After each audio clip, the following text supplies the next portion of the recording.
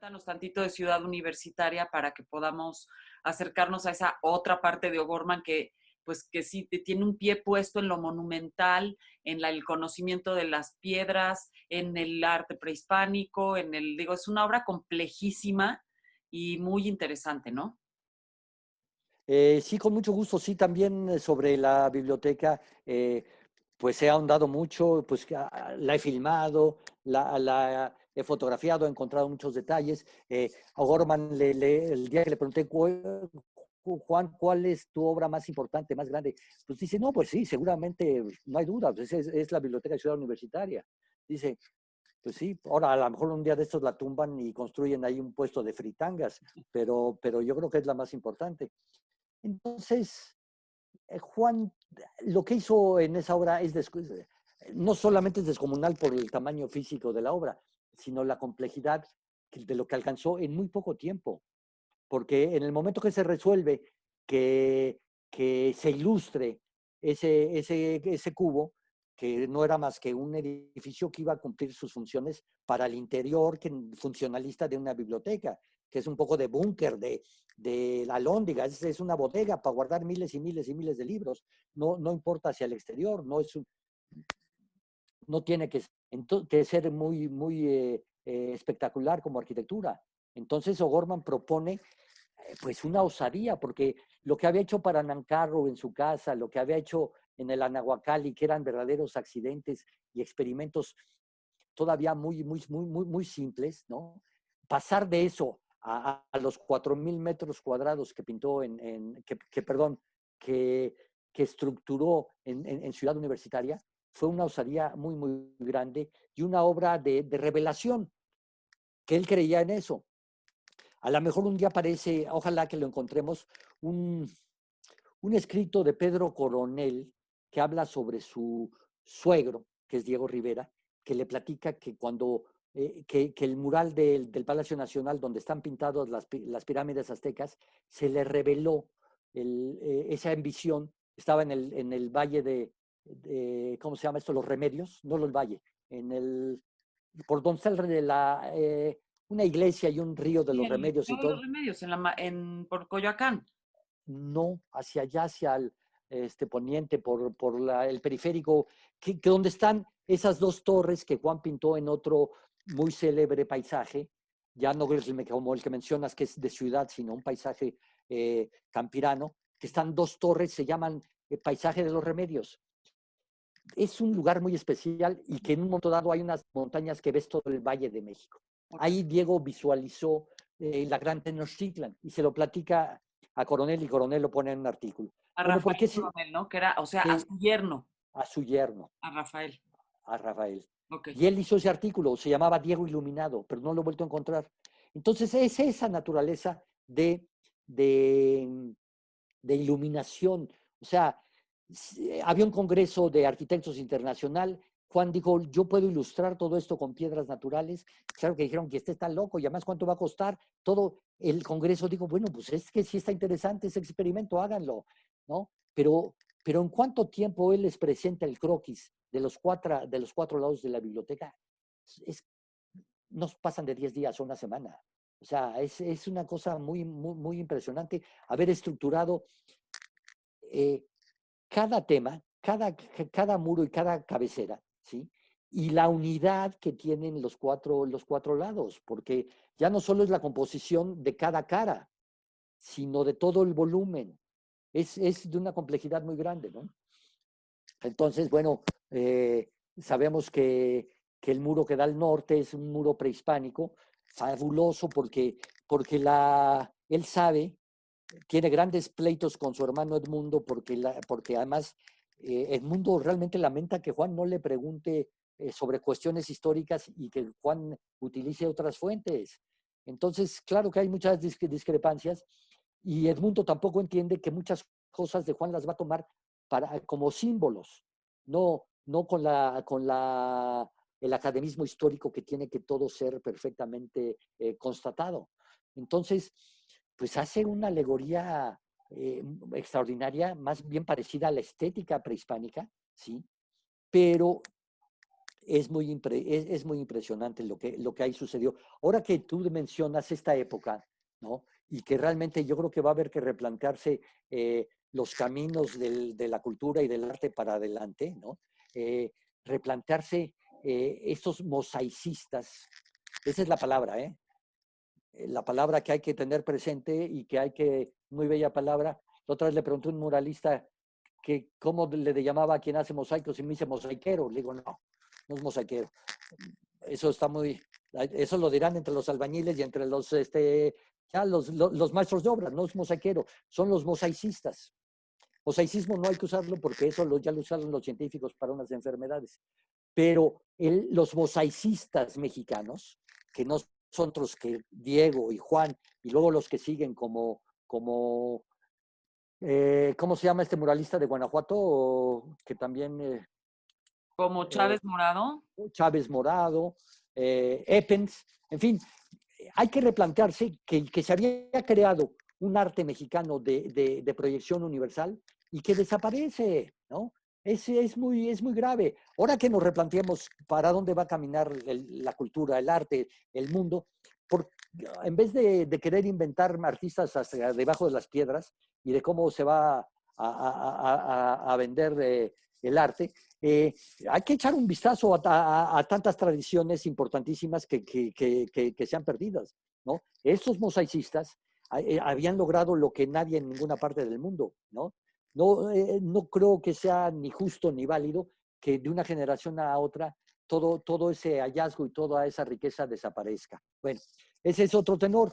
El asunto es que los cuatro símbolos del mural, sería largo ahorita detenerme en cada uno, ¿no? Pero desde luego que cada cara tiene esa construcción dialéctica de la que hablábamos, ¿no? Que aparece con el mural entre la ciencia, entre la filosofía y la ciencia hay mucha diferencia, del cual está su croquis, que ahí todavía impreso en la pared de la primera casa funcional que está junto a tu oficina. Esa dialéctica va a estar en cada lado, pero además de todo, la dialéctica de una cara con otro y de una cabecera con otra. Esa complejidad está difícil encontrar una obra que tenga semejantes eh, retos resueltos. O sea, por ejemplo, está el mundo prehispánico, están los dioses, la luz, ¿sí? Quetzalcóatl, Tlaloc, Huitzilopochtli, ¿sí? Los dioses sombríos del Mictlán, Mictlantecutli, ¿cómo se llama? No es Tezcatlipoca.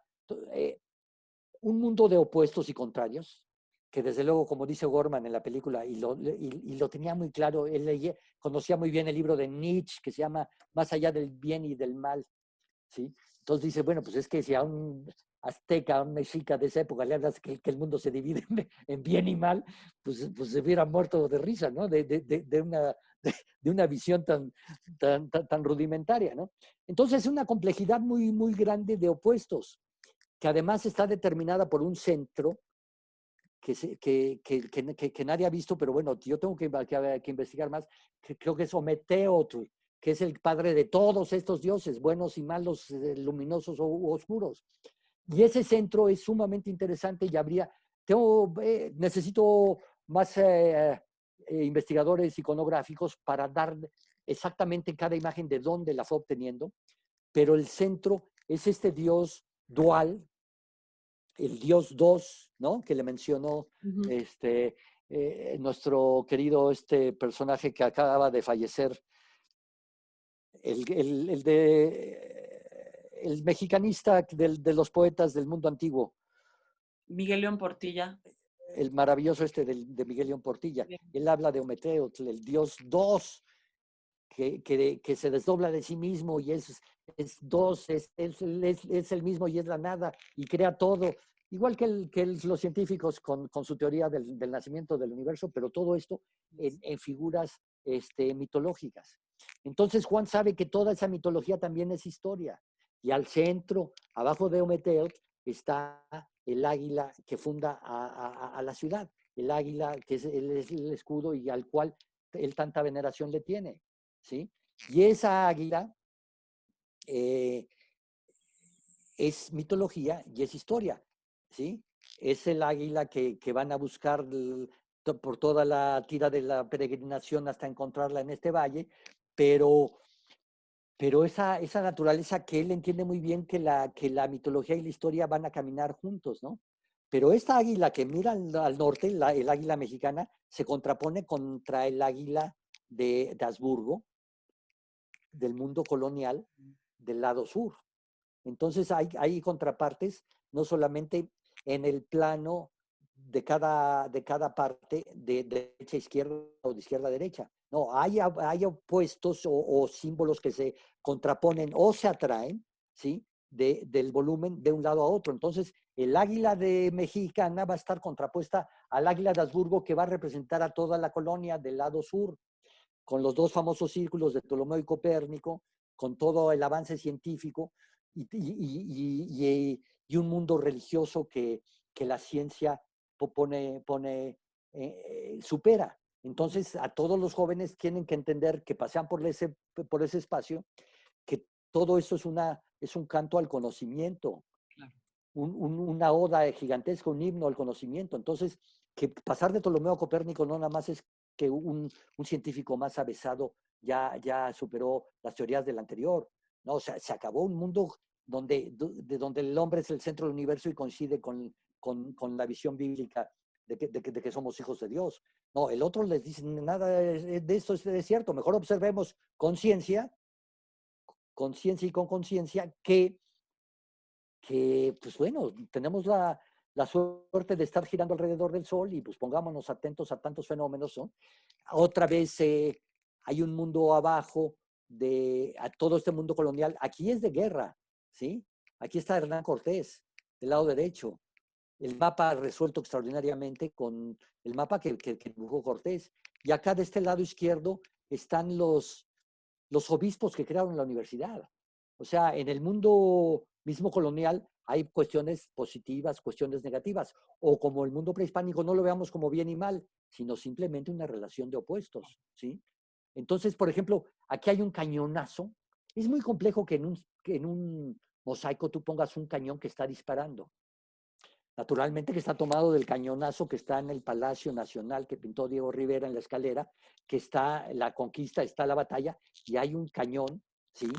¿Cómo eran los cañones del Renacimiento? Pues eran campanas que se invertían y en la campana le ponías pólvora y le ponías una bala y salía el cañonazo. Eran cañones así, no muy largos, sino chatos, pero suficientes para que todo el mundo saliera bastante asustado. Y ese cañonazo con el fuego y todo eso es una alusión a ese que pintó Diego, ¿sí? Pero está la acción de la conquista como tal. Aquí están los caballos y aquí está la acción. Y aquí ya está una colonia que se establece para la creación de solares de arquitectura, la arquitectura colonial mexicana, ¿sí? Con símbolos masónicos. Que ojo, no confundir nunca que quien anda suponiendo por ahí que O'Gorman era masón, nada de masón. Diego sí, ¿eh? A eso sí habría que si alguien se toma la molestia de estudiarlo. Pero, pero O'Gorman, hay símbolos masónicos como la águila de Habsburgo y todo lo que, ciertas correspondencias simbólicas de la visión de esa época, ¿no? Claro. Diablos, ángeles, todo ese mundo contradictorio, donde hay sí, en esa visión de arriba sí aparece un bien y el mal, ¿no? Por acá está el diablo y por acá están los ángeles. Muy bien. Y bueno, y en las cabeceras, así como las dos águilas se contraponen, los dos símbolos de la cabecera pues son fabulosos, ¿no?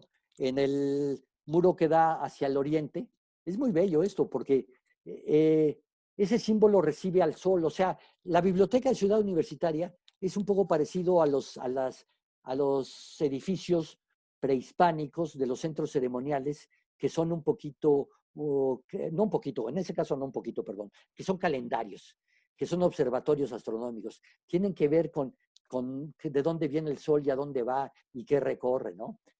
Así pasa. Desgraciadamente al muro sur nunca le da el sol, ¿no? Y entonces no vemos el brillo de vidrio de todo ese árbol que se expande un árbol de agua que recorre toda la mitología prehispánica. Pero en el muro que da al sur sí están los dos círculos de Ptolomeo y Copérnico, con el brillo del vidrio pintado de azul, pega el sol y los hace brillar de una manera maravillosa. Entonces hay una lectura del paso del tiempo. El sol sale por oriente y le pega al símbolo del átomo, que ahí también sería muy interesante otro estudio. Mira, ahora que se retomaron las cartas que Albert Einstein, le escribe a Diego Rivera, yo tengo la teoría de que desde luego de que Einstein vio, porque coincide, por lo menos el croquis de lo que Diego pintó en Nueva York para Rockefeller. Ya después habrá escuchado la historia de cómo el mural se destruyó porque el gordo andaba pintando Carlos Marx y Lenin al símbolo más grande del capitalismo. Era una provocación muy grave, no les gustó, pues claro que no les gustó, porque si les muestras un croquis, pues pinta ese croquis. Les cambió la jugada y este señor dijeron, te pago, pero no se hace. Se tapó primero, se destruyó después, pero y quedaron al final allí unos arbolitos bastante ridículos. Pero ese gran mural que tiene este cruce de elipses de la energía atómica, que luego afortunadamente Diego se tomó todo el trabajo de repetirlo para preservarlo y que está en Bellas Artes. Ese símbolo atómico, no sé quiénes sean los pintores que primero lo hayan pintado, pero si Diego lo pintó en los años 30, ¿sí? Puede ser el primero que lo pintó, ¿sí? Que tomó ese símbolo. Entonces, ese símbolo de conocimiento, ¿sí? Está el México, un México de ciudad y un México rural, y va creciendo al centro un árbol de conocimiento que llega hasta el símbolo atómico. Y ese símbolo atómico hecho en mosaico es hay que valorarlo, es sumamente notable que eso pueda existir. Estoy seguro que O'Gorman lo toma del símbolo atómico que pintó Diego en el mural para Nueva York. Yo tengo la teoría que el doctor Einstein vio ese símbolo atómico en Einstein vio fotografías de los murales de Diego, por eso le escribió las cartas. Pero dicen que fue en unos croquis posteriores donde había mucho, pues esta cuestión social, y Einstein se sentía identificado con los grupos perseguidos y los migrantes, porque él era un judío migrante y perseguido. Entonces, la admiración de Einstein por Diego sí tiene que ver con estos grupos sociales vulnerables, con los cuales Einstein tenía simpatías, pero yo estoy seguro que tiene que ver cuando vio a un pintor de la materia, de esa magnitud, porque dice la carta, quiero en mi memoria recordar nombres de pintores que me den la claridad y la magnitud de lo que usted me da. ¿Sí? Entonces, yo creo que de eso Einstein vio las elipses atómicas que pintó Diego, y son las elipses atómicas que puso Juan en la cabecera oriente, ¿sí? El símbolo más grande de conocimiento de esa época y de todas las épocas. Así como en el autorretrato es la escuadrita de Pitágoras para la universidad, ese símbolo atómico, pues no creo que vaya a pasar como una moda, ¿me entiendes? Sí hay novedades de conocimientos en muchas ciencias, pero ese símbolo atómico yo creo que lo hizo con una conciencia muy grande de vigencia a través de las décadas. Entonces, hacia el oriente y hacia el sur, los dos símbolos son muy, muy potentes. Ese símbolo atómico y de este lado, el símbolo del escudo de la universidad, que cada vez que el sol se mete, el sol mira hacia el oriente, los volcanes reales, y unos volcanes que están pintados en un mosaico de piedras en el escudo de la universidad, ¿sí? Y le da el sol de una manera muy bella a esa cara, ¿no? Y vuelve a pintar acá una ranita, igual que en el autorretrato, que vuelve a ser Diego. De hecho, esa ranita mira más hacia el sur, hacia el estadio, ¿sí? Con elementos universitarios que a mí me encantan. que los universitarios deben de conocer para valorar más, ¿sí? Un, un jugador de fútbol americano, porque en esa época el estadio se hizo para jugar fútbol americano, no había Pumas de la UNAM ni había fútbol soccer, se jugaba fútbol americano. Cachún, cachún, rara es una porra de fútbol americano y está un jugador de americano. Y hay una bandera olímpica, como se anunciara que en el estadio de enfrente, al paso de las décadas, iba a haber ahí una olimpiada, ¿sí? Y hay un mundo de universitarios. Y una cosa que es muy, muy importante, que nadie presta atención, es que los universitarios en la parte de abajo tienen una obra abstracta de arte. Así como en el autorretrato tiene su piedrecita esa geológica de formas caprichosas, en la universidad también está pintado ese símbolo, con piedras, una estructura extraña que a la vez es crítica al arte moderno,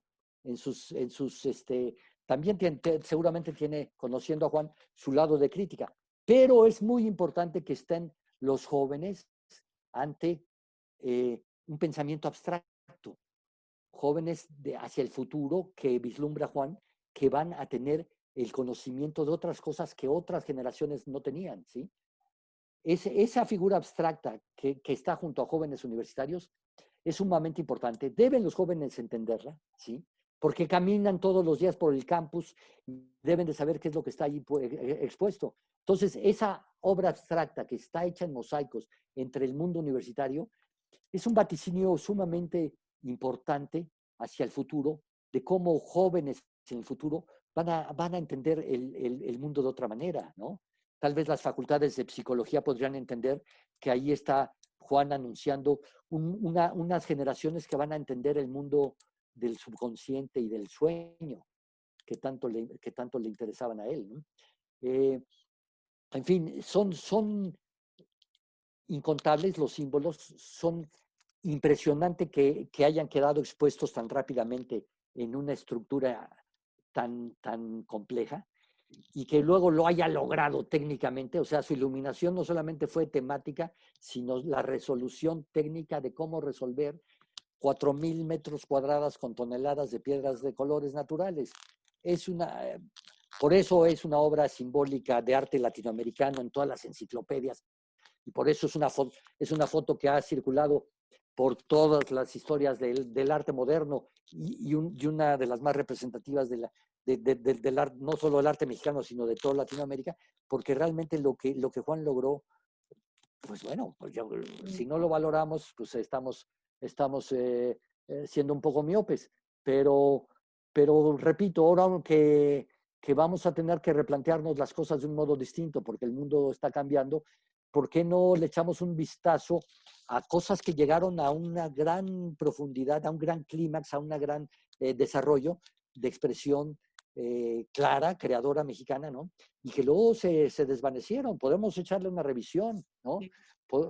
En fin, el tema da para muchísimo más, pero me da gusto hablar de esos dos puntos porque sí, una en los 50, mero arranque de los 50, ¿sí?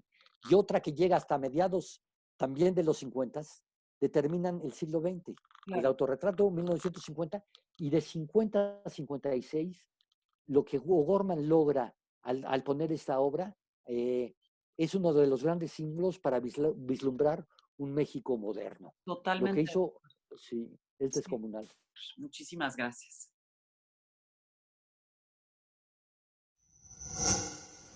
Gobierno de México.